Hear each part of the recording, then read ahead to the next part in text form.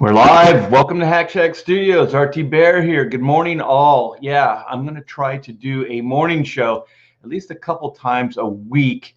Morning hullabaloo, just something. I'm just going to play with the format and see what happens organically, and just kind of move on from there. So yeah. You guys give me a sign of life in the chat. Always helps. It always helps. Yeah. uh, Last night, man, on Ethan's stream, we had a ball. We had a ball.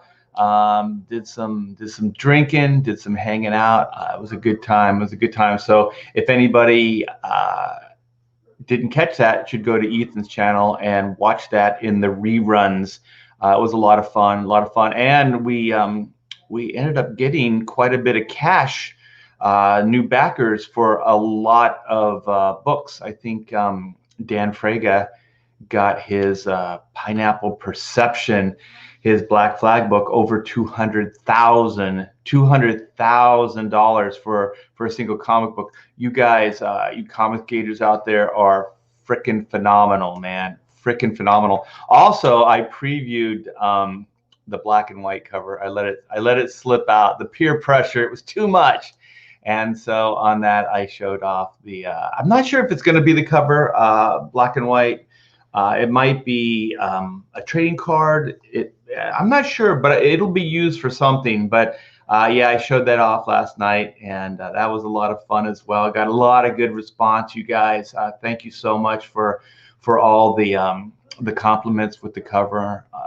I do appreciate it. I work in a vacuum here, and so sometimes getting that feedback means a lot because I have no idea. I have no idea if anybody likes it or not. So, oh, we got people now. We got people. Is it Emmett? How are you? We have Linkovich. What's up? We have Kevin. Hey. Shadowhawk. Hail T-Bear. How are you, brother? Past master, the Dan. God bless you, young man. Well, thank you so much, man. I appreciate that. Held the chat, indeed, held the chat.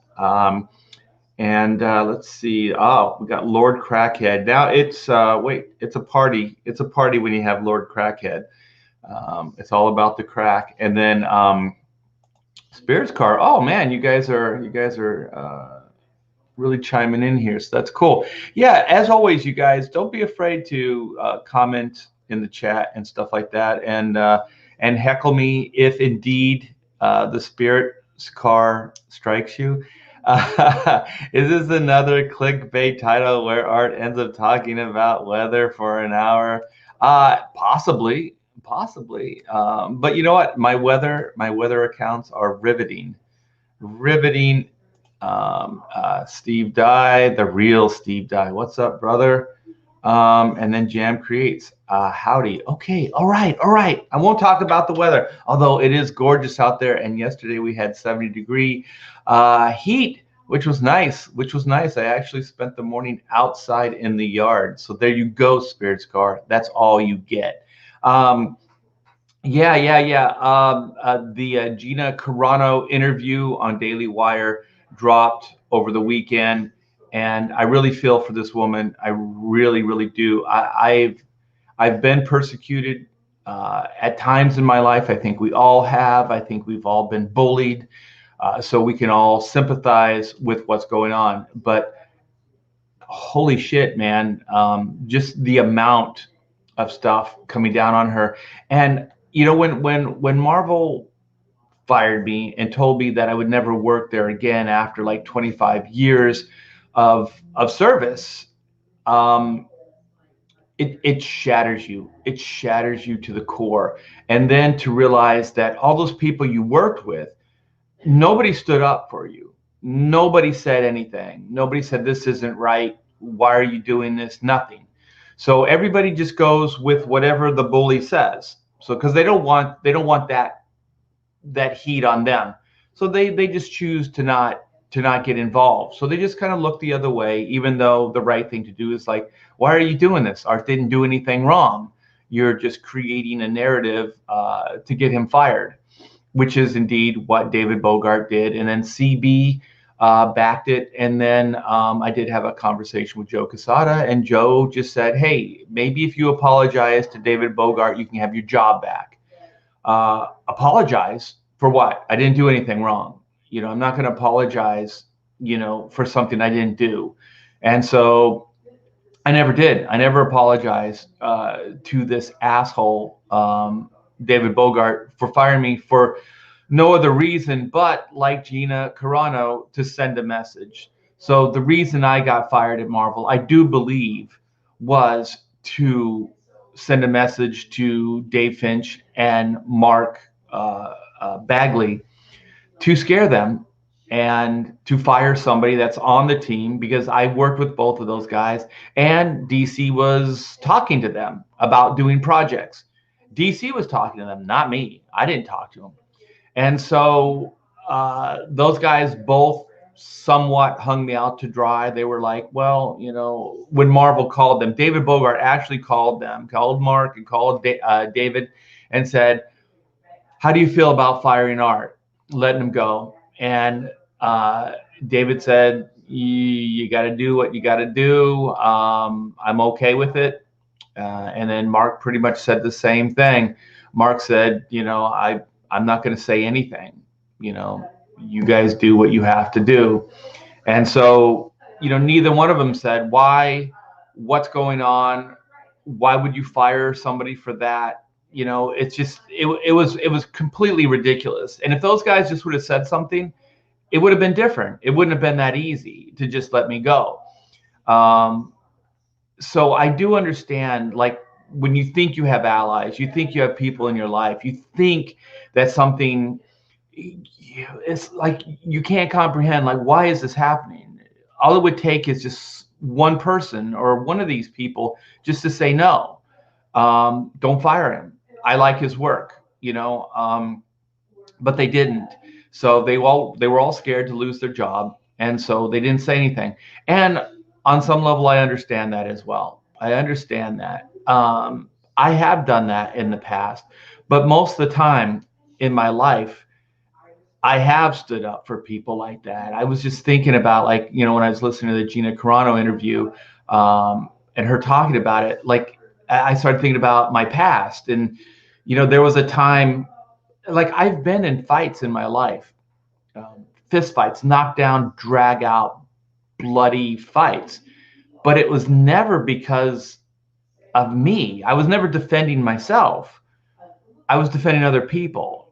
Like, I had two friends, they were walking home from school, and I was on the other side of the street, but I was behind them. And then, like, these three boys, actually there was four, they just decided to start picking on these two guys. They were band geeks, marching band, stuff like that. So, I had friends all over. I had jock friends. I played sports. I had friends that were stoners. I had friends that were rockers. I had scholar types. Everything in between, drama, band, everything. So I never discriminated. I was just like, well, if I connect with this person, I connect with them. And to be honest, I never even thought about it. I just did. And so they were getting the shit kicked out of them at this point. So I thought, well, I'll go over there and, like, try to even the odds. And then pretty much everything turned on me. And so I was just kind of left there getting beat up. The two guys they weren't much of my friends after that. As soon as the heat went in my direction, those guys took off. They didn't even stay. Like, you'd think, like, oh, well, now we can beat the crap out of these guys. No, they just let all of that focus on me. And then those four guys, they beat the shit out of me. And so if it wasn't for the old guy that was like, hey, you kids, get out of my yard kind of thing, I don't know what would have happened, because these guys weren't backing off. And so, I wasn't friends with those guys any longer, because I learned that when the chips are down, they weren't going to have my back. So that's a hell of a way to learn that. But it didn't stop there, so I kept kind of being the same way, and not even thinking about it, just doing it. It's just kind of instinct. And so then, with the Gina Carano thing, it's like, it's crazy that there's types of people like this that can either look the other way and let somebody be really, really hurt. I've talked about how, like, when you cancel somebody, you get them fired or they get fired. That is bad. That's as bad to me as if you shot them or if you broke their arm or something like that, because this is the way they live. This is the way they support their family. Money. This is hunting, gathering. This is how we survive. And when you take that away from somebody, it's it's it's devastating. It's absolutely devastating. So, she was talking a little bit about that, things of that nature, on like mob mentality, and just people that are seemingly okay when people, they just need an ally, and it wouldn't take much. It wouldn't take much, but I do understand it. It's like when I went into the fight, everything went towards me. It didn't go towards that person anymore. So I do understand not getting involved. I do, but how come it so swings the other way? How come we empower the negative? How come we empower the bad? Like, somebody's going to fire somebody or somebody's doing something unjust. Nobody says anything. Um, or they'll even support it. They'll go, yeah, yeah, that guy was a jerk or whatever. But they won't say anything. They won't do anything. And that's kind of the scary part of all this. It's just when people just don't say anything, and they empower this type of behavior. And I thought it was a good interview. I'm glad Gina found a place to go, which is the Ben Shapiro show and the Daily Wire, and she's going to do productions there. So I'm happy for her that she found that. But I'll tell you, that Cara Dune character, the plans that they had, the action figure, all the licensing, that still bugs her. I guarantee you, to let that go and to have to walk away from it. It's like, not being told you're never going to work at Marvel Comics again, and then trying to come to terms with that. It's been my home for 25 years. This is how, we just had a baby girl. This is how I was going to take care of her. And then they took that away from me, So there are people like that. It's amazing to think about it, but there are people like that. And the thing that's hard to come to terms with, another thing that's hard to come to terms with, is that, why are you doing this? None of it makes any sense. You didn't have to do this. In my case, Dave Finch and Mark Bagley, they still both left Marvel at some point. I think Dave's still at DC. Mark Bagley went over to DC, and actually we worked together on the DC Trinity series with Kurt Busiek. So, you know what I mean? Like you still didn't stop it from happening. Those guys still left. They just didn't leave at that moment in time.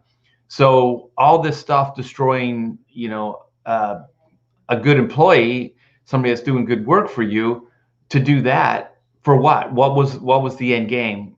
What did you accomplish? Maybe the inevitable. You kind of misdirected for a while, but it was still going to happen. And the thing is, this is the bullshit of the whole situation. If you want those guys, you want Dave, you want Mark Bagley, offer them an exclusive. Don't fuck with me. Don't fire me so those guys run scared, so they don't look other places and they stop looking for other, employment or better opportunities. No, we're not going to do that. We're just going to fire and destroy this guy. And that is a better solution than pony up some money and offering Dave Finch an exclusive. Make it so worth his while that he would be a fool to look other places. Same with Mark Bagley. But they didn't do that. I mean, that would have some honor to it, and it would actually be above board, and then everybody would be happy. But they didn't want to do that. So I do think there are people that they're petty, they're small, they get power, and they abuse it. Pure and simple. I usually say this because, Pamela, my wife, and our daughter she's 24 now. And when she was kind of getting into those later teens, early 20s, we were saying, well, this is about the age when you really start abusing your power. Case in point, you have more rights. You can drive your car, you can vote, you can do all these things, you can go to college, you can have all these things, which she did do.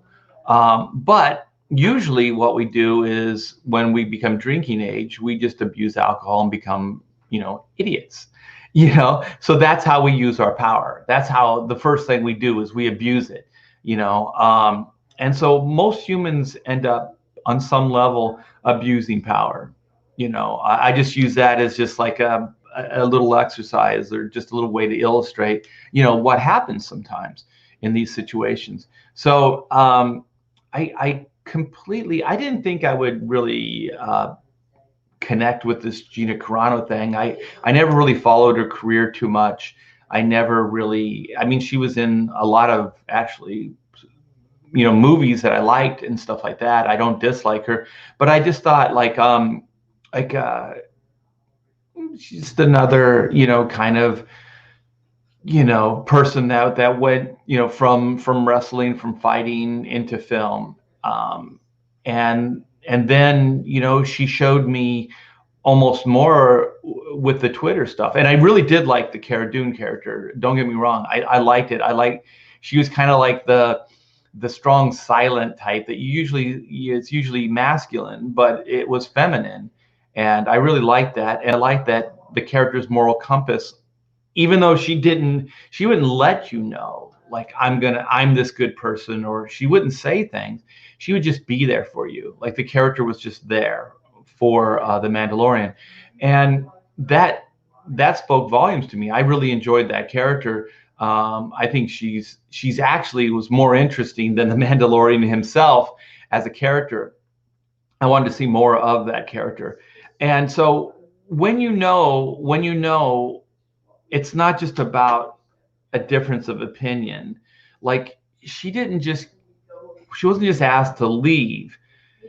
They then tried to just erase her, like she didn't exist, like her character doesn't exist. We're going to take all the toys down. We're going to do all this stuff and just completely erase her from the franchise. That's completely unnecessary. People still like the character. It's still up. People can watch those. Why not still sell some toys? Why not still move things, forward, or at least play it out the way you intended, and then let it go away once it plays out its natural conclusion? But they didn't. They were so hell bent on not just letting her go, but to completely eradicate her, just erase her. Even her agency, if you guys don't know the backstory, even her, her representation left her. That's crazy. That is like just complete and utter annihilation. And now they're parodying her on SNL. It's absolutely crazy. And I think why I want to do that, Gina, if you're listening, I know that you do support a lot of the Comicsgate stuff, and I do appreciate it, and a lot of the people, in Comicsgate do as well. I feel like there's a little bit of a kindred spirit here. You're figuring out that you need to do things independent of these Disney, Warner Brothers, these companies, and I have figured that out as well. It was for creative, like, I couldn't do this at DC. I could do this at Image Comics, but it just didn't make any sense. And I think that Image Comics isn't the kind of company that's going to support something like Chrono Mechanics or Black and White anymore. I think that they've kind of shifted over into a different subject matter, let's just say. So I just didn't feel like it made any sense to do that. So Comicsgate, it seemed to make sense. And over the years that I've been here, I feel like that it's built. There's an audience that supports it, and I think and I'm hoping that this is just the tip of the iceberg, so that we can kind of get to a place where we keep building. We could do our own productions. Ethan's doing toys. I know Patrick Parnell's doing toys. I'm talking to some people about a bunch of things. hopefully those things happen, and if they do, they're going to happen in Black and White Volume 2. So we'll see how that all goes. But I don't know if I should say it. I'm probably jeopardized. I don't know. It might already, but I do have an animation deal in play, and there's some things that are happening there that I'm probably going to share with you guys fairly soon. But it's kind of moving forward, but at a very, very snail's pace. So I'm kind of getting some maybe mixed signals or some bad vibes from it. So I'm not really sure what's going on there, but I do know that people, if they know that you're associated with Comicsgate, they kind of, they don't get to know you. They don't judge you on your own merits. They'll just judge you based on the name and whatever pops up on the Google search. And that's also a shame, because there's a lot of great stuff happening here. But I also understand the reason this is gaining momentum and building is because it is an underdog kind of grassroots campaign or movement that's happening. But I am very proud to be here, and I'm very proud to be able to hang out with all the creatives and all the people in the chat and that support these books.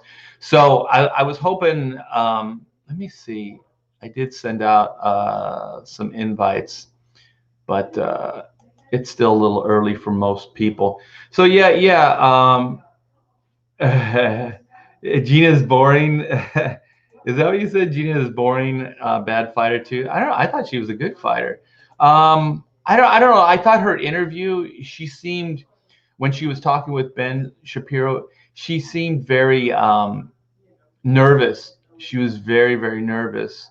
So I think sometimes when you get beat up so bad, you aren't exactly the person that you could be. But I think she'll build back up. Let me see what Central Scrutinizer says. Power attracts people with toxic personalities. Yeah, I worked a lot of Joe jobs before comics, and a lot of just silly minimum wage jobs, burger flipping, things like that. And I did notice that there were these bosses, and they were maybe, I don't know, 5 years older than you, maybe not even that much older, and they got off on bossing you around. I mean, you could see it. You could see them just getting off on, like, do this, do that, blah, blah, blah, don't talk back, whatever, kind of stuff. And I do remember being pushed to the limit, and I did eventually have it out with my boss, and because he was just making it so hard and being completely unreasonable with me. But it's one of those things, like, I think there's just personalities, they just happen. He seems to get along with everybody else, just didn't get along with me. So I do remember just getting in his face about it and saying, listen, I do everything you ask me to do. I do it to the best of my ability. It just doesn't seem like it's enough. You work me harder than anybody else here. I've had private conversations with everybody. They've mentioned it to me as well. Behind the scenes, they're not going to stand up for me, but they say, like, I don't know why this guy treats you, the way he does. And so, I just finally, I got right in his face, and I just said, I quit, and I had, like, my little paper hat and shit, and I just tossed it at his chest, and I said, I quit. But I know that guy he got off on the power. I worked with some good people as well, but it was probably about a 50-50 people in those positions that just kind of use the power. They use the power to be petty. And I've run a studio here for decades, Hack Shack Studios, and I try to inspire. If somebody's not getting the job done and things like that, you have to kind of lower the boom.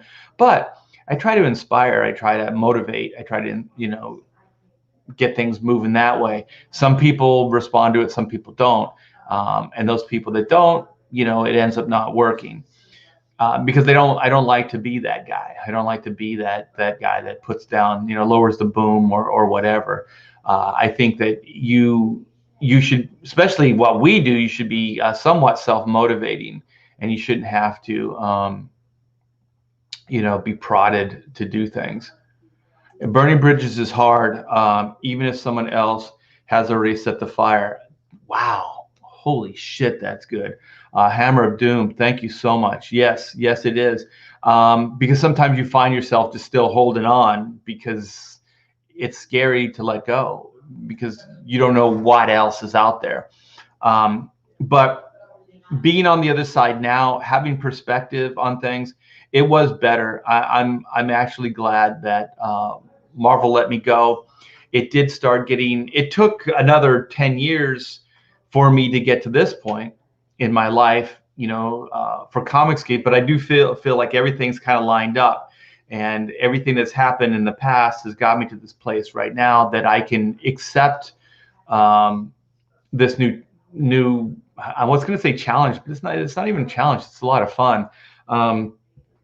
But I'm not afraid. You know what I mean? I'm not afraid of my corporate overlord, letting me go. And when COVID hit and all this stuff started happening with the comics industry and the decline, I felt more confident than I probably ever felt in the industry, which is really weird because it's counter to what I probably would have felt if I worked at Marvel or DC. But I think it's because I was independent.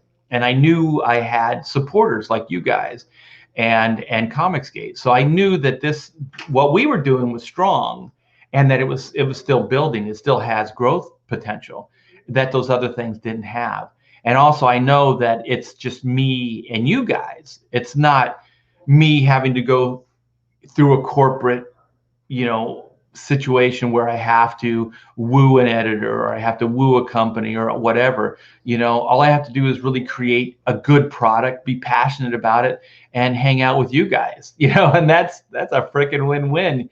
Yeah, I'm having the time of my life. Spirit's Car, I saw John Lasseter.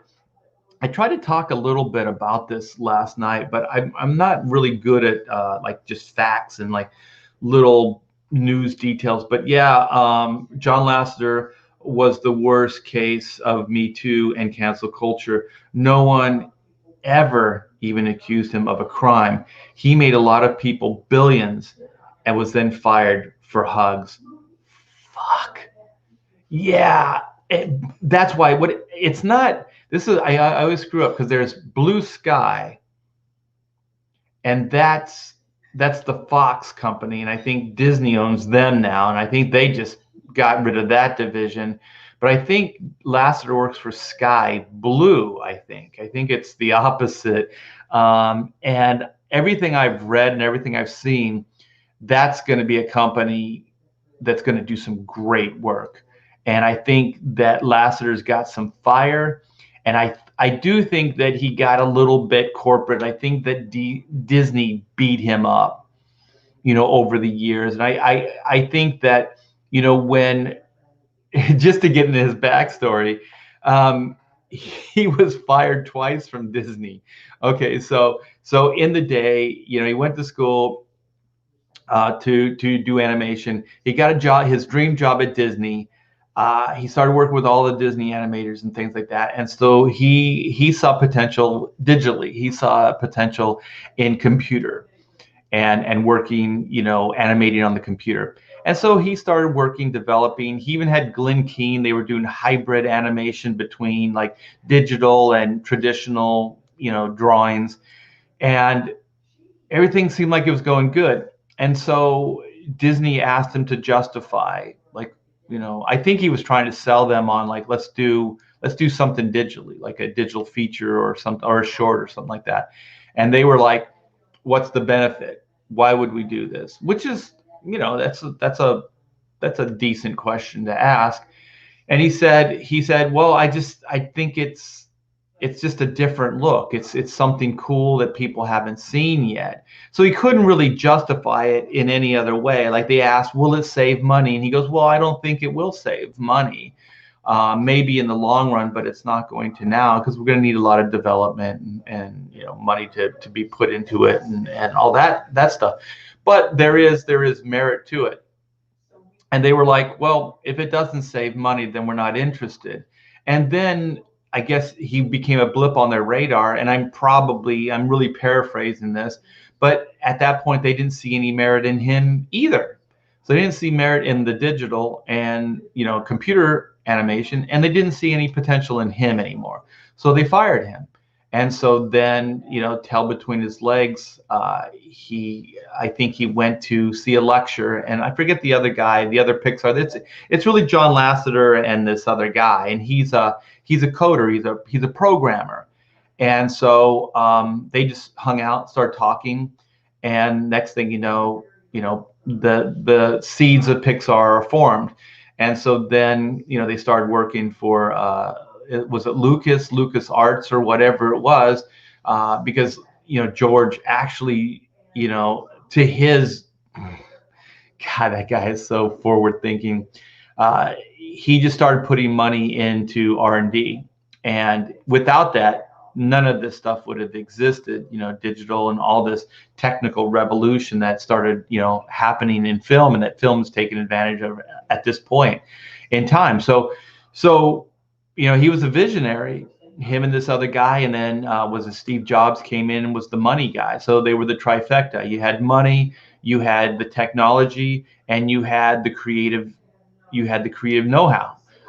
It was the Disney scenario. It was Walt and Roy Disney. So, money with like commerce with creativity. You have to have the two. And so, yeah. Then they create Pixar, and then Pixar is doing well. Disney was their distribution outlet, and so then one thing leads to another. They end up getting a lot of power, a lot of success, and then they sell Pixar to Disney for a ton of money. But as they say, the culture of Pixar stayed intact, but I don't think it did. I think over the years you could see that there was more woke, and there were more it seemed like agenda type films.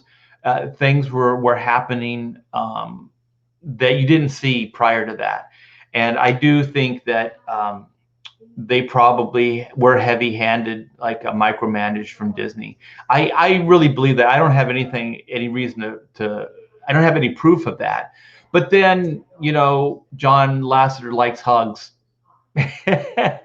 He hugs people. He's a happy guy. He's an upbeat guy. Oh, you're violating my personal space. All these cynical fucks. A hug? Holy shit. He cares for you. He's a warm guy. And your cynical nature can't look past that. Even though you might be a little uncomfortable with it, you think something sinister is afoot. What's wrong with you? Like, there's nothing wrong with that guy. There's something wrong with you. And so, yeah, I think that was trumping up charges, just bullshit, just like all these other things that we're talking about. And so they fired him. And I think they probably fired him because he wanted, this is speculation, but he wanted the company to be run differently. And he saw what was happening and didn't like it. And the problem being is that it's very tempting. Like, you have your IPs, you have your black and white, you have your Chrono Mechanics, you have your Cars, you have your Toy Story, and you want them to become bigger. You want to, like, oh, well, we could do video games, we could do film, we could do cartoons, we can do amusement park attractions, and you realize that if you partner with certain people, you can make these things happen. And I do think that they got somewhat lost in that. And I think by selling the company to Disney, they invited that. They got that. That was the first strike against them. I think you look at J.K. Rowling's and the way she's controlling the Harry Potter stuff. I think that's better. Don't ever sell this stuff. Keep some kind of creative control, for right or wrong. at least you'll be able to say something. You'll have say, and then you can maybe course correct from within. But once you sell that stuff, Disney will figure out the Marvel culture. What Marvel was, you watch. It's already shifting over. They're doing to Marvel what they did to Pixar, and eventually, I mean, the reason it happened with Star Wars instantly is because Star Wars didn't have a culture. They didn't have anything in place. So Disney took like 10 years to destroy Pixar. It took 10 years to destroy Marvel. They instantly destroyed Star Wars because there was no culture. There was nothing to destroy. They had to build it, and they don't know how to build anything. Not anymore. They used to, but they don't anymore. So they purchased it, thought it was going to be a cash cow. Didn't matter what they did. So they injected a bunch of, propaganda, and the next thing you know, people aren't digging it, and that's what's happening. And these people just don't like anybody, you know, fucking, I don't know, contrasting their points of view. Let's see what Cult Film says. Spirits Car, I always thought Lasseter was set up. I do too. I think he was set up. Disney don't like paying bonuses and wanted him out. It could have been money, could have been control. It could have been all of the above. Money and power usually go hand in hand. So let's see what Past Master Dan. I saw Comicsgate. Comicsgate is a shared experience, and art is family. We feel his pain. Yeah! No, I don't want you to feel my pain. I'm just saying this because it's just like a shared experience, and I was trying to figure out why the Gina Carano thing really connected with me, and then I started really relating it to my Marvel experience, and saw it like it was funny because I had a conversation with Adam Friended, and Adam kind of heard about my Marvel experience. He goes, "You were canceled," and I never thought about it because those terms didn't exist when I was fired. It was just being fired. And then like this whole cancel culture, there's a label now that we give to it, and I think that that the cancel culture now, like, if in a broad way you could go, well, yeah, I was canceled. But I think what's happening now is it's not like, it wasn't just, okay, Gina Carano and Disney have a difference in opinion. Or she's a loose cannon and she's saying stuff on Twitter that we don't like. It went beyond that. It's like it's still going on. They're trying to destroy her. They're trying to eradicate her from existence. And they'll continue, and they'll continue. And that's the difference. It's like they don't even want blood in the water. They want you destroyed. They want to devastate you to where either you're gone completely, like dead, or that you're never going to get up, period. And that's scary. That's why, I speak out. That's why, we do what we do, is because this is creativity. This is our livelihood. This is creativity. People like the Cara Dune character. Even Disney was talking about doing a spinoff for the character. You don't do that stuff unless, one, it's popular and you think it's going to make you money. But there was one ingredient. See, that's the thing too. One ingredient that they couldn't abide by, and that's that she was more conservative than they were.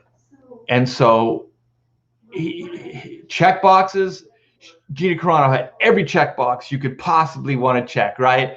Strong female, creating, her own destiny. She actually could beat up most guys in the world, so she could actually kick your ass, so and it's not hyperbole, it's not bullshit. She could actually kick your ass. You know what I mean? Like you know, so she was in the ring. She conquered that. You know, she comes onto the big screen. She's starting to conquer that. You know, she speaks her mind. You know, she's a strong female. You know, all these check boxes. She fits in. One thing, just one thing, which is, oh my gosh, she's conservative, or she might be conservative, you know, or she makes a lot of sense when she talks. It's counter to our point of view. That one thing makes all the difference to them. It doesn't make any difference at all. We all think differently. If Disney doesn't think, the majority of those people that work for them don't think the way they think, they're full of shit. And what are they going to do once the truth is known for every one of those people? Are they going to eradicate them too? Are they going to cancel them? Yes. That's why they tried to set an example. Because they set an example, they don't have to fire everybody. They just have to scare them to death. That's bullying. That's an abuse of power. That's frightening. That is frightening. And I know people do this, but it's got to stop. If somebody's screwing up on in their job, let them go. If somebody's saying things that tarnishes your brand, you know, let it go. Let them go. But I don't think she was tarnishing their brand. I think it was just a difference in opinion. I don't think she was. I think what she was saying to most of us was fairly logical, and to them, you know, they went crazy. There's oh God, what did she say in that interview, the Ben Shapiro interview? She said that she met with a representative of the LGBT community, and they had a one-on-one. She said that they wanted to have this like video powwow, like there were 40 of them or something like that, and they were going to talk to her. And realizing that this was a gang mentality, Gina Carano realizing this, she said, I would rather do a one-on-one. I would rather talk to somebody, you know. And then she suggested, could we go out to like dinner or something like that, like a neutral place? That's what she was thinking. She didn't say that. And maybe 3 of you, and we'll have a good conversation, heart-to-heart conversation. So they passed on that, but they did have a representative come to her house. And so she said she had a really good talk with that person. And so she said what eventually came out of the conversation was that it wasn't, Gina was talking about like, well, why, what I'm saying is just logical. It's just like common sense stuff. And then this woman suggested to her, well, that's not what people want. They want people to talk from their heart. So they want you to go in and say things that are from the heart. They don't want to hear logic. They don't want to hear, you know, any of that common sense stuff. And so then she said, well, I can't really do that. I want to say what I want to say. I don't want to say what you want me to say or what you feel I should say. This is what I want to say. And then I guess they just left it at that, like agree to disagree. But this person was saying, like, you need to argue or to explain from how you feel. And I think this is problematic. I think how you feel has nothing to do with a problem. It's just basically how you feel. But it is a way to control people. I use this analogy all the time, and I'm sorry if this sounds sexist, but it is kind of a way that men and women fight. Okay, so men can have the physical thing. You know, most men are stronger than women. That's a fact. So I'm sorry if I offend some. Well, actually, I'm not sorry. That's just a fact. Okay. But women are good. They can F you over, and they can do some serious damage, you know, with their minds. And so women usually argue from the way they feel. So men will argue like, well, this doesn't make any sense. The logic of this is blah, blah, blah. They want to take care of the problem. They want to you know, move on. Women will say, well, this is the way I feel. And then so if you continue to argue, Oh, like, well, that doesn't make any sense. It's still this, that, the other thing. You look insensitive. You look insensitive, and you look like a shit. And so then the discussion is over. It's done. They win, because you can't argue with feelings. So the progressive, the extreme. Not all, all progressive people think this way, but some, the extremes do. They realize that they can argue from a feeling point of view. If you argue from a feeling point of view, if anybody comes at you and says anything, then it hurts you. And then if it hurts you, then that other person's wrong. And then you can actually win these arguments based on how you feel. So the big difference, I think, between the right and left in a nutshell is one is kind of like more logic based, or like, let's just deal with the problem, let's move on. And then the other side doesn't want to hear the directness. They don't want to hear like any of this stuff. Well, let's solve the problem. Let's talk about this. They just like go, well, this makes me feel this. So if you continue with this, then you're bullying me, or you're whatever the language that they use, you're hurting me. And I just think that it's it's absurd.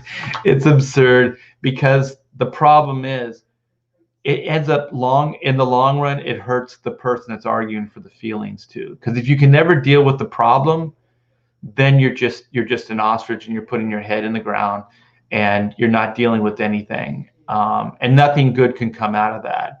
Then you live in fantasy land, and then nothing gets changed, nothing gets dealt with. The problem still remains, and that's what I see, happening. Let's see what Zach.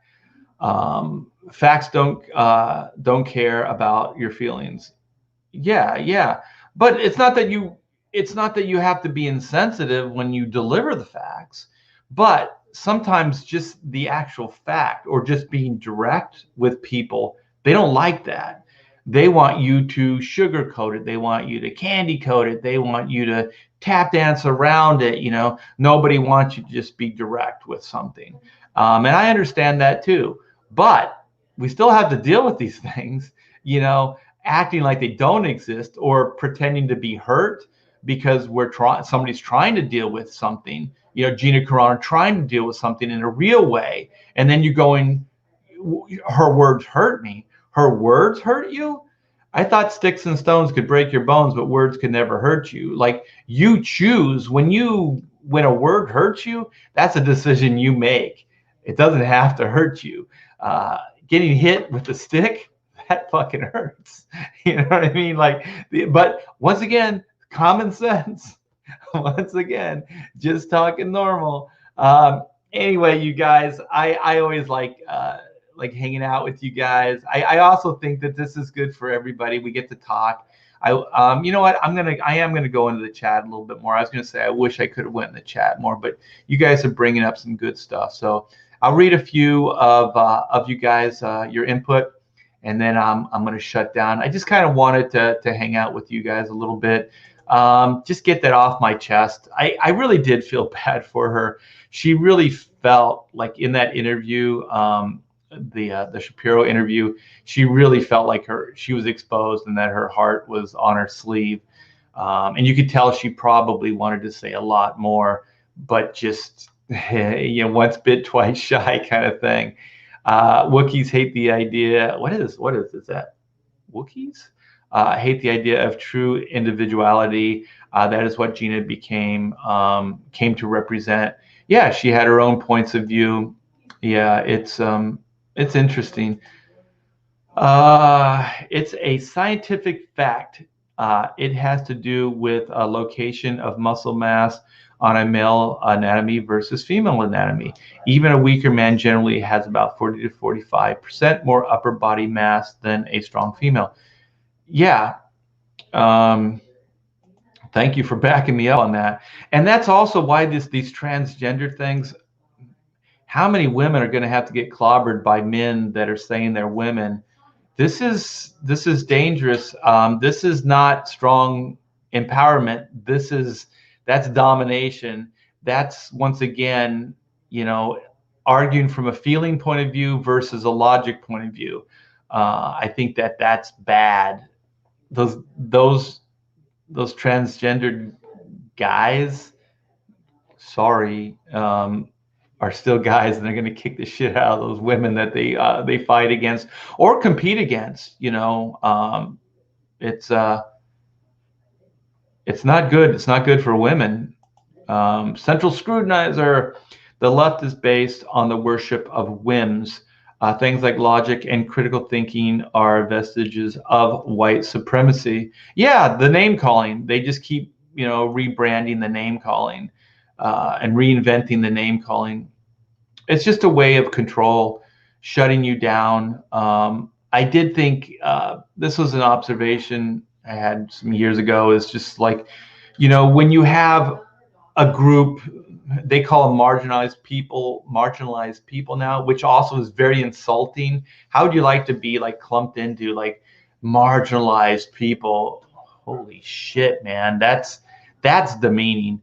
But where like you have like Indians, and then you can't call them Indians, and it's indigenous people, then it's like American, natives, or like they just keep changing the wording. Black, you can't, then it was African American, then it was, like they keep changing it, because if you keep changing it, then if you're using the old terminology, then they can correct you. If you're saying, African American, and they're going, no, we're black now, then you're already in a place that's lesser in the discussion.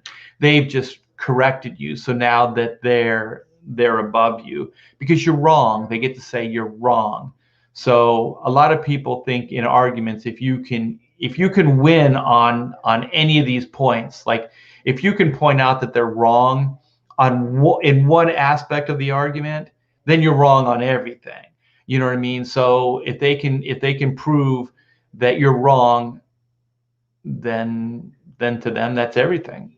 You use the wrong terminology, you're wrong. You're sexist, you're homophobe, you're racist, you're whatever, just because of that one thing. In my mom and dad's day, they used to call them colored or colors. But and so my mom wasn't racist. It's just the terminology that they used. But you could look back and go, well, that was very racist and insensitive, maybe by today's standards, and maybe even some people in the day.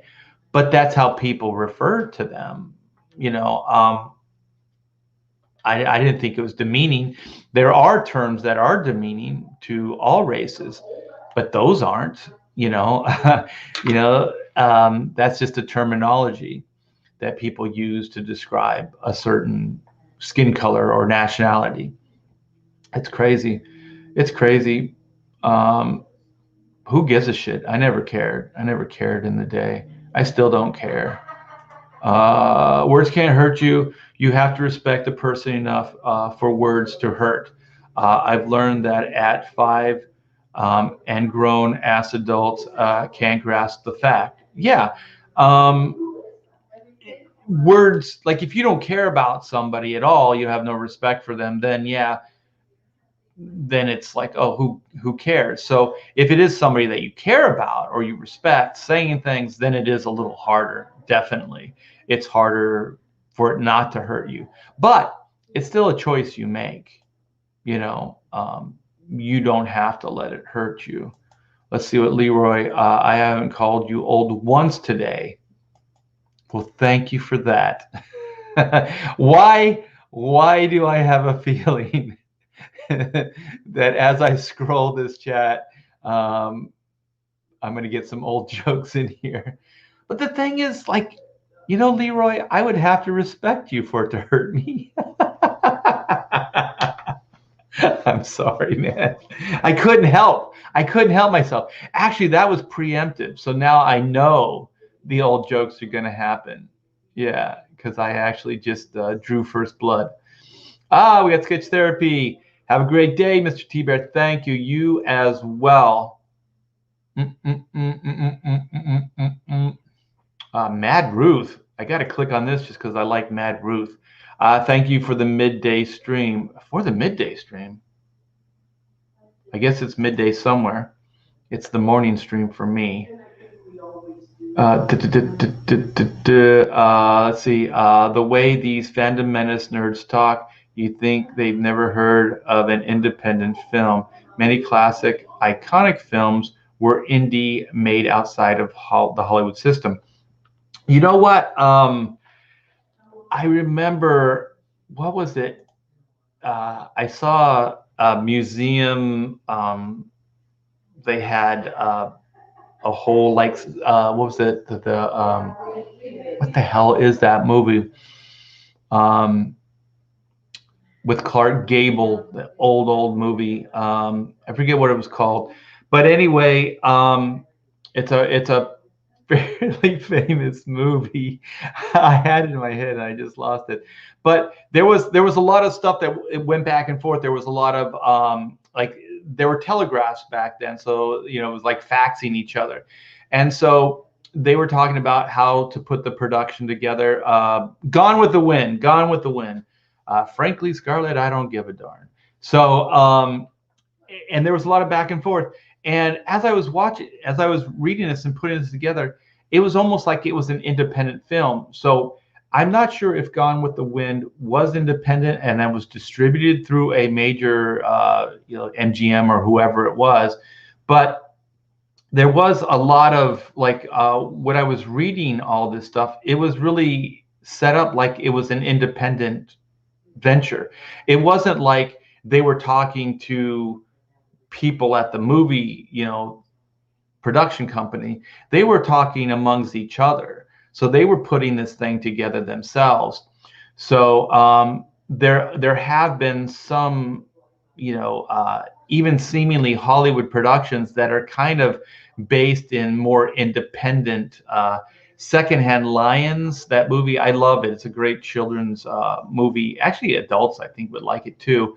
It's one of my favorite movies. The family here love it, the T-Bears, and that was kind of independent. I remember Gwyneth Paltrow, who, as a person, I could give or take, but I thought in Iron Man, especially the first Iron Man as Pepper Potts, I thought she was really good. And she was talking about the first Iron Man film, and she said it felt like an independent production. And she's an artsy fartsy type, but she wasn't wrong because they had a small office in God, where was it? PV or something like that, the South Bay. It was just very groundswell, production type of thing, and it was like a small production, even like the first Toy Story, even like those early Pixar's. Those were kind of like indie films, and I do believe the reason those things work is because they're not like corporate mandate films. And I do think you're always going to get better work that way. Yeah, King Crow. I think I saw something or I read somewhere um, about how the nuclear family is completely under fire, and I guess the left really feel like if they can kind of dismantle the nuclear family, then everything could go. Everything's coming up roses for them. What they're going to find out, though, this is like one of those Orwellian things.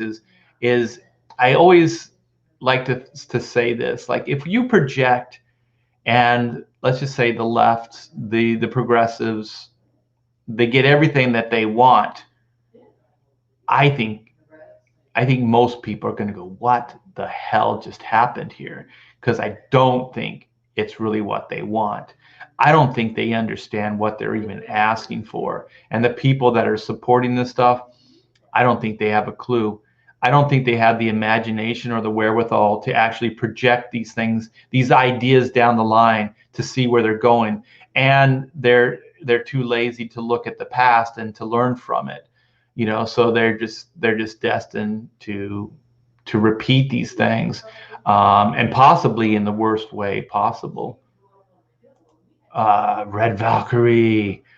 Being a woman is so annoying at this point because I am either a weak woman who needs someone to speak incorrectly for me, or I'm brainwashed by the patriarchy because I have logic. Yeah, yeah.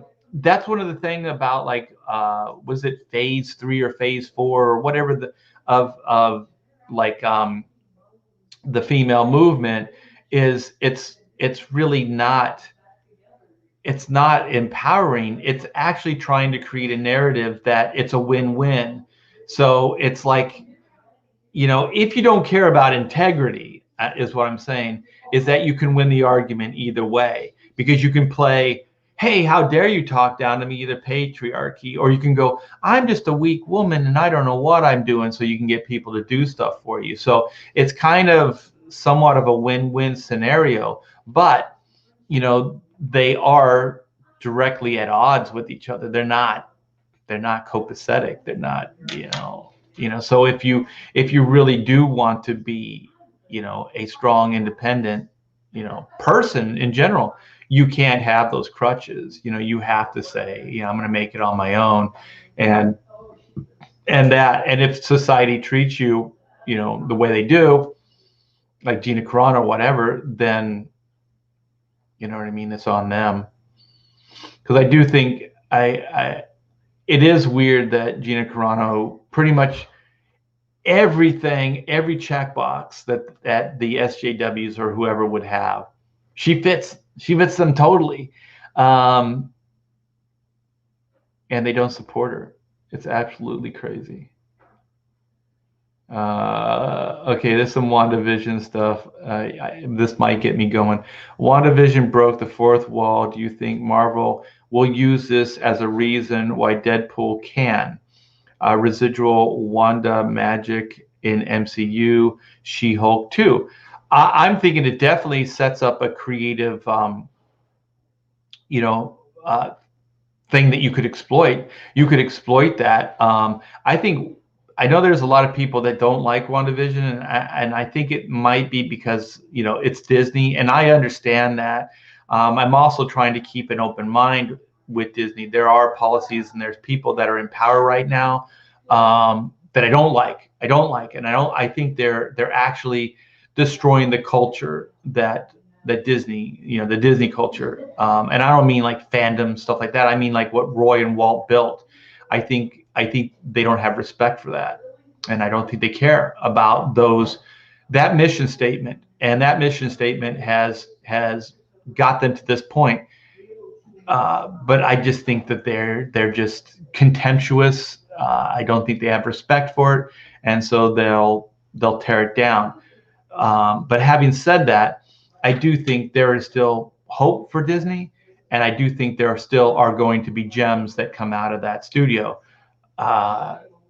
So I do think that that a lot of stuff in WandaVision they can exploit, they can use. One of them's like what you say, fan fiction one. They could do that. Another thing, when Wanda's expanding that altered reality, I think that it could potentially be creating mutants. Like she could actually be creating mutant kind. I think that Monica Rambeau is going to be one of those characters that, she might have had some abilities prior, but that she's been altered by, Wanda's reality shift, which could be that. And I'm so hoping that this is my hope with WandaVision, is that they play her up as the bad guy. I don't want any of this other stuff. I think it would feel unique, and it would feel different than all the other films, because the alien invasion ideas have run their course. I don't care about that big Lord of the Rings kind of battle stuff anymore. But they haven't done anything like one of their own betraying them, and also one of their own that they do care for and that has a point, has been hurt. So I think it would be awesome to see her completely go off the rails, and it would be nice to see it get to just the craziest level it could possibly get. and then for them to bring her back from the brink, and possibly bring in the X-Men to do it. Bring in Magneto to do it. I think it would be a great way to do like Avengers, X-Men kind of crossover thing. Wanda is one of those characters that has a history with the Avengers and the X-Men, so I think they could do it very easily. But that's what I want to see. I don't want to see like, oh, she's being manipulated by an outside source, any of that stuff. Maybe that she's being placated by them or given the resources to do it. Maybe, but I would like to see it motivated by her. And maybe, like, she's not evil. She's just been hurt. So she's being ruled by her feelings. Everything we're talking about, she's being ruled by her feelings, and then she realizes that that's not the way to go. That you can do a lot of harm, if your feelings get out of control. And I think that would be a great storyline. That she has to, like, people have to bring logic and they have to bring reason and compassion to her world and try to convince her that this isn't the way to go. But of course, an epic battle would happen before that. That would be awesome.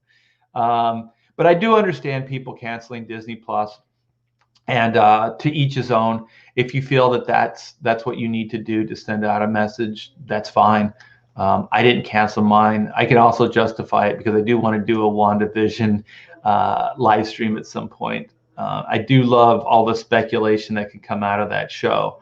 And I do think, like, there was a lot of critics up front with, like, it was slow moving. And to be honest, that first episode was hard to get through. The second one was a little bit better, but not much. I think by the third or fourth episode, it actually started getting good. Spirits Car said the destruction of the family is in the Communist Manifesto. Basically, from what I understand, it's religion, it's any kind of belief system that you have. Like, the only belief they want is in government. It's in them. So they're replacing all the idols, all the things that you hold dear to you personally. They want to take those away from you, and they only want you to answer to one, which is them, the government. I don't know if she's ever gonna do that. A kiss and tell. That would be interesting. Here's the built things. Might get hardcore. But I don't know what this is in response to. People use the next 3 years to build things.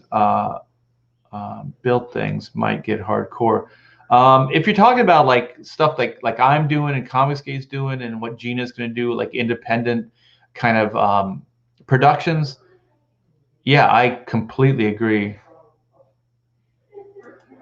Checkpoint says Crazy Wanda is the best Wanda. Yeah, because it's like, she's got the ultimate power, but she's slightly unstable.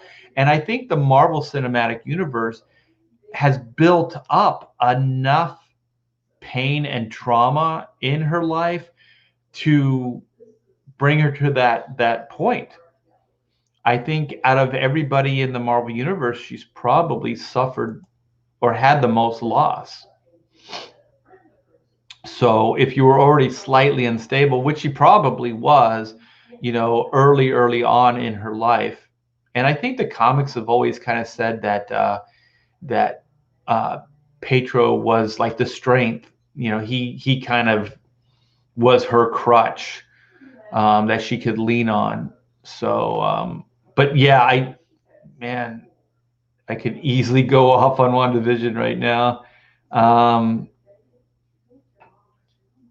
Yeah, Bisco, did you think it kind of started getting good by episode 3? I'm the same way. I say it also about like albums, like in the day when there were albums and there were bands that actually, put out music in the form of like, an album. that if I heard 3 songs, like if I heard the first song on the radio and it was really good, I'd go, oh, okay. And then wait for the second one. And then if there was a third one that had, had merit, then I would buy the album. So I usually used the 3 rule, for music. Shout out to the Woodlands. Yeah, it's gorgeous today. It was gorgeous yesterday too. The snow was fun. The only problem with the snow, I know I'm talking about weather, is that we lost power. I think it would have been great if we didn't lose the power. We got Philip from Zaid Comics. What's up, brother?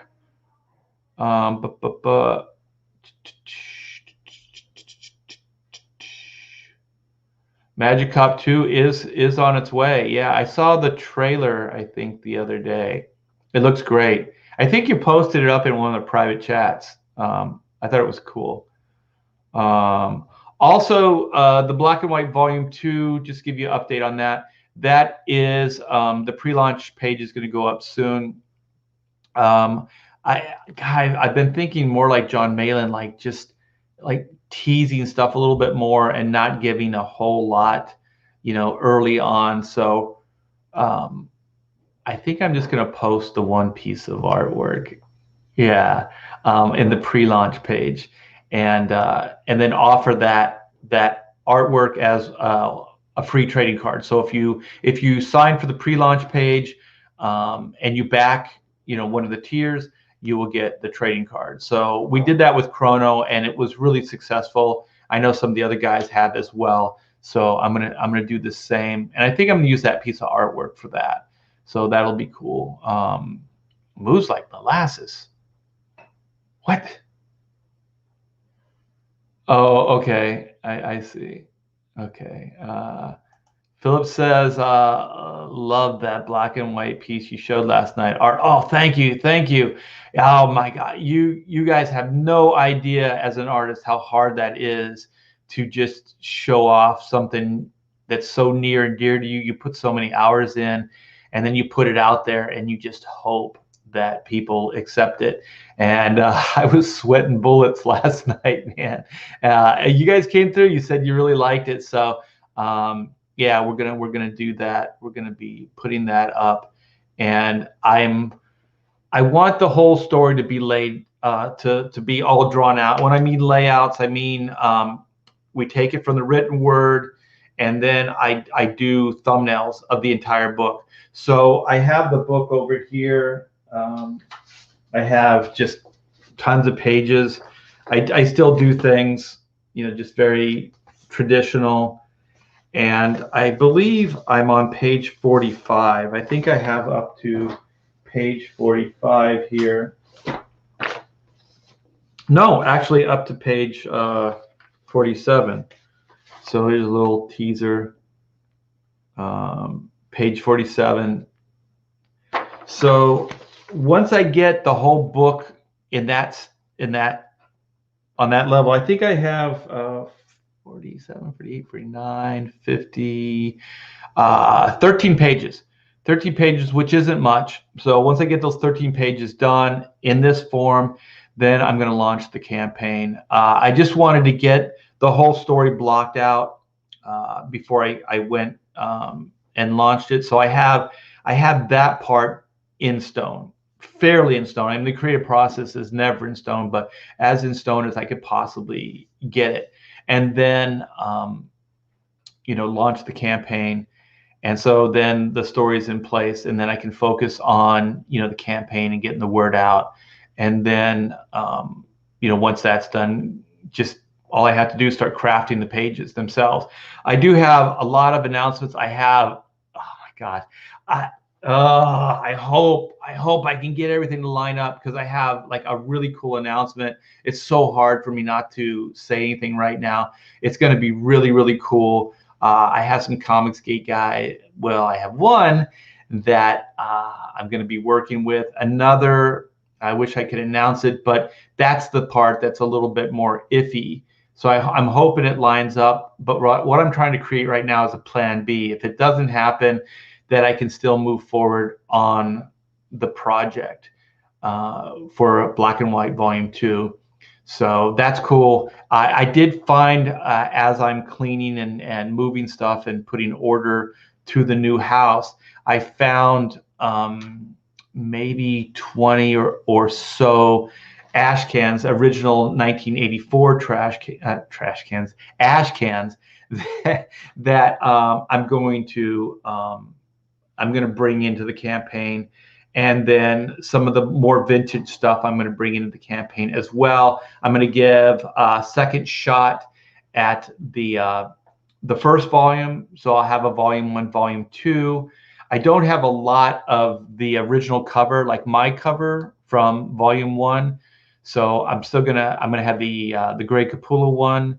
And then I'm thinking what I use for the big poster for the Second Chance Black and White campaign, I'm gonna make into a cover, put a new cover on volume 1, so then I can set, like, it's like reprints. Like Marvel used to do this thing. I thought it was really cool when I was going through the books. I was reminded of it. They would do the first run and then print run, and then when they do the second print run, they did these gold covers, or they would do enhanced covers. So the second print run was would deviate from the original print run. So for collectible, you have your original print run, but for the second print run, it's also really cool, like with the cover enhancement and stuff. So that becomes collectible as well, and it becomes rare, and they look freaking cool, man. Those gold covers, they look really cool. So I think they had gold, they had silver, they had like a bronze. I think I have Fantastic Four that I did with Walter Simonson and Art Adams, and it's like a bronze color. It's really cool. And sometimes I think they would do some enhancements as well, just like gold foils, some embossing, just cool stuff, just fun stuff. And so I'm thinking that we'll do a book like that somehow, like really. I would love to do enhancements. I wanted to do it with Chrono, but that stuff's really expensive. So you have to run a campaign that I would say goes above 50K, because if you can get above 50K, you can start bringing in foil enhancements and stuff like that. So I'm really hoping that we can do stuff like that, because obviously the more successful the campaign is as far as dollars, the more we can do and the more you guys can get. So we build it together. So that's what I would love to do, because without it, there's not much. I mean, we can do the book and we'll make it as good, but obviously, money is the key to most of these things. But I have a ton of stuff planned. I can't wait to launch that campaign and show it off to you guys. And Dino says, artist working with Patrick Parnell. Yes. I'm going to ask him if I can do the artwork on a live stream, because I'd like to start doing some live streams where I draw again. It just, everything I'm doing right now is top secret, so I don't want to let anybody know yet. So Lord Crackhead says, I'm really looking forward to the next Black and White campaign. Missed out on the first.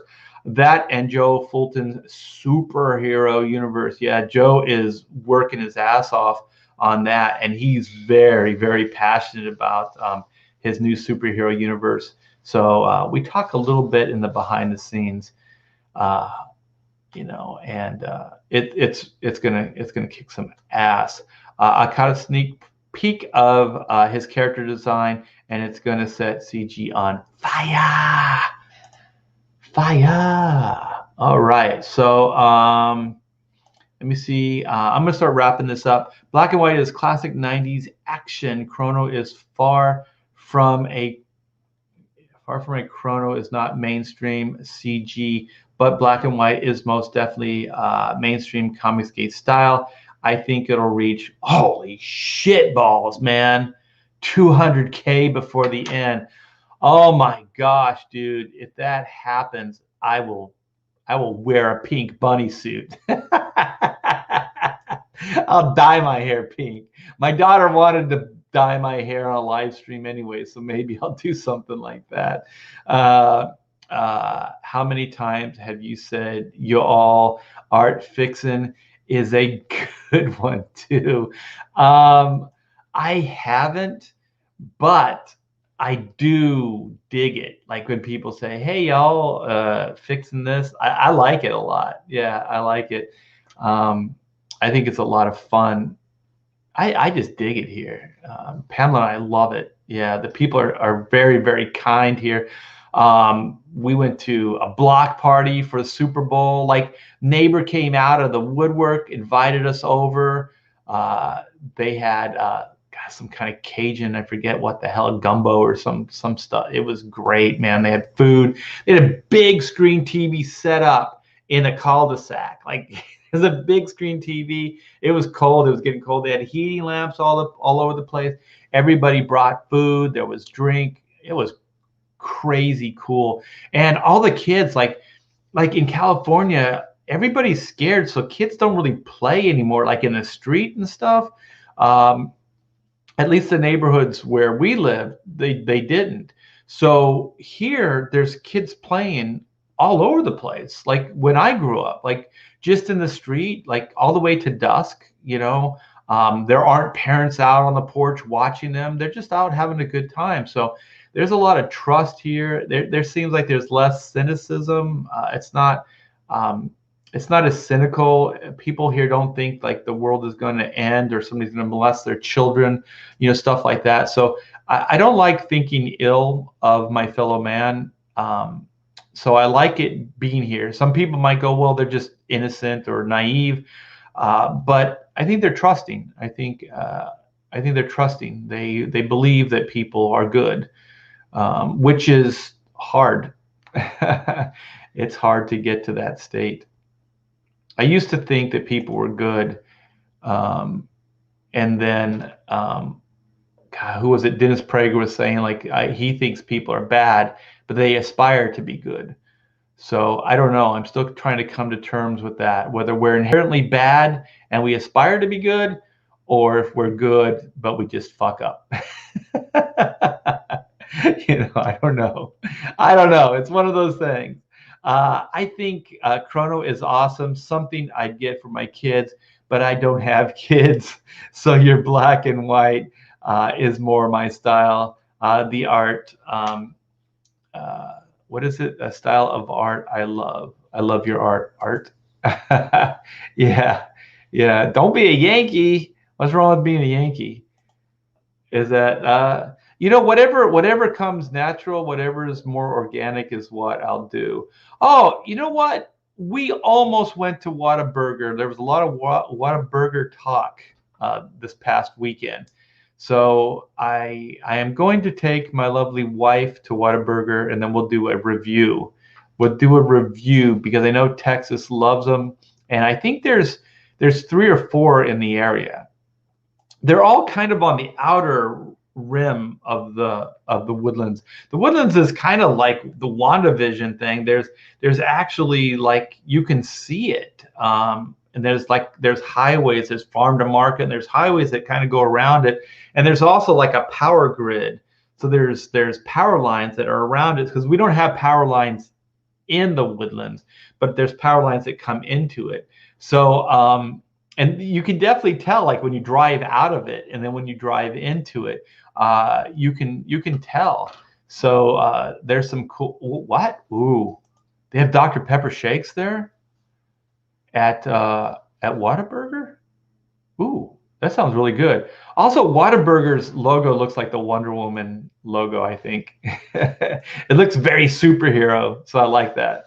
Uh, uh, Ooh, onion rings with the shake. My wife loves onion rings, and she likes shakes too, but I like Dr. Pepper, so that might be good. Um, Take home a sack. They have Sonic here. We had Sonic in California too, but it wasn't as big. Like there's 2 Sonics, and they're always packed. So we went once. It's like a car, like a old car hops, like the 50 like diner car hops. And so the girls aren't on roller skates, but they come out and they bring the food to you and stuff like that. It's pretty cool. Yeah, especially with COVID, I think that's probably why they're so popular, because to get the experience, you don't have to go inside. You can just drive your car right up. So it all works. Um, Sonic is great for gas. You mean like human gas, like farts and breakups? I have to take your word for it. I'm going to read King Crows, and then I'm going to wrap this up. People are good in their natural state. Society is in a bad place right now. They are indoctrinated right of the womb nowadays. No nuclear family, no moral code. That could be it. That could be it. And I kind of like that, because that's also implying that it can be corrected. It can be fixed. Oh, I said that was going to be the oh man, jalapeno cheeseburger. Possibly.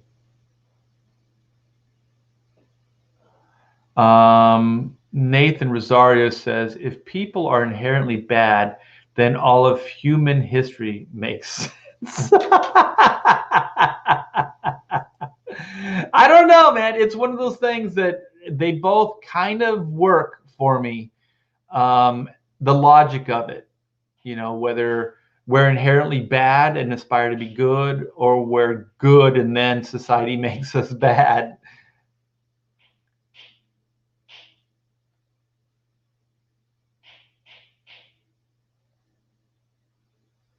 Oh, what is this? No. When you're art drinking beers in front of the fence with your friends, are you Hank Dell or the Boomer Hour? I don't know, man. I am what I am. All right, you guys. So thank you so much for hanging out. It's been a blast. Um, Support these projects. What's happening right now with this cancel culture is absolutely crazy. I don't know where people weigh on Ben Shapiro. I'm willing to give his production company a shot. I think he makes a lot of sense from time to time. Do I agree 100% with any of these people? No.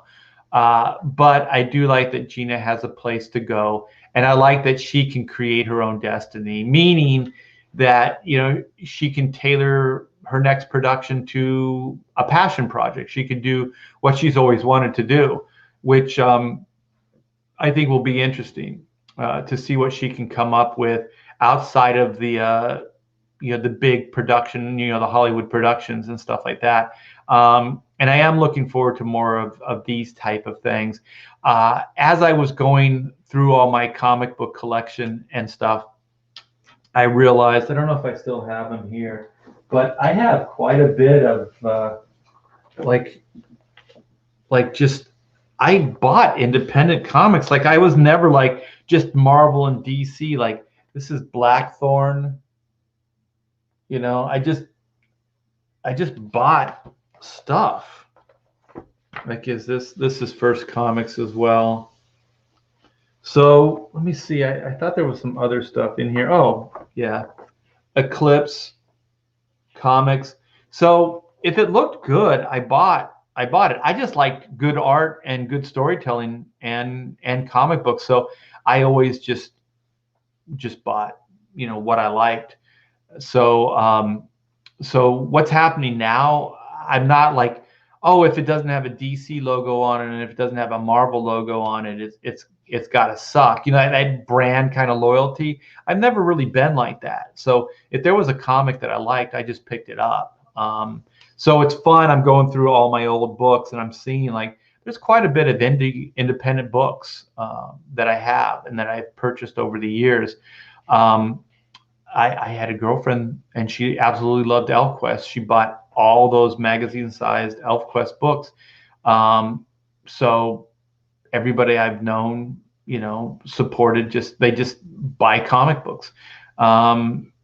Even before the superhero universe, I had a friend that was a crazy like Marvel guy, but he bought early Marvel stuff because they were monster books. You know what I mean? Like he wasn't like, oh, because Marvel, the brand wasn't even really created then. So Yeah, I have like even some of the cartoon books like Hot Stuff and some of the Harvey Toon books and all that stuff I have. I even have some comic like Casper comics and stuff. It's crazy. Yeah, I've just never been that kind of person. So I do think that Comicsgate is going to just go through the roof. This is just the tip of the iceberg, guys. I hear a lot of stuff. I hear a lot of stuff behind the scenes, and this is just the tip of the iceberg. There's going to be some killer shit coming our way. Oh my gosh, I know I'm just contradicting myself, but I'm not a fan of Shapiro. But what he is doing with Gina is great. Everybody wins from that. Yeah, yeah, yeah. I think that he's I don't know. There's something about Ben Shapiro. Like he just seems like one of those like smarty pants kids. When you went to school, like he's got all the answers. Kind of thing. Not that that's bad, but I think some people just don't like that. All right, tell your secrets. Never. I'm gonna take them to my grave, or you're just gonna have to wait till till we tell the Comicsgate. We published the Comicsgate Kiss and Tell book. Yeah, that'll be good. I smell lunch. It smells delicious. Yes, yes, yes, indeed. So I am going to call this one. Thanks again, you guys. Like I said, I'm going to try to do some morning shows and just hang out. I want to do some more reviews and things like that. There's not a lot of things coming out right now, but I'm going to try to do that. I like doing those trailer reviews of new movies coming. I guess there's the what is it called, Cruella. I was playing with the idea of doing. I do have a couple things to say about that. So maybe we'll do something like that in the future. So anyways, you guys, take care. Talk to you soon.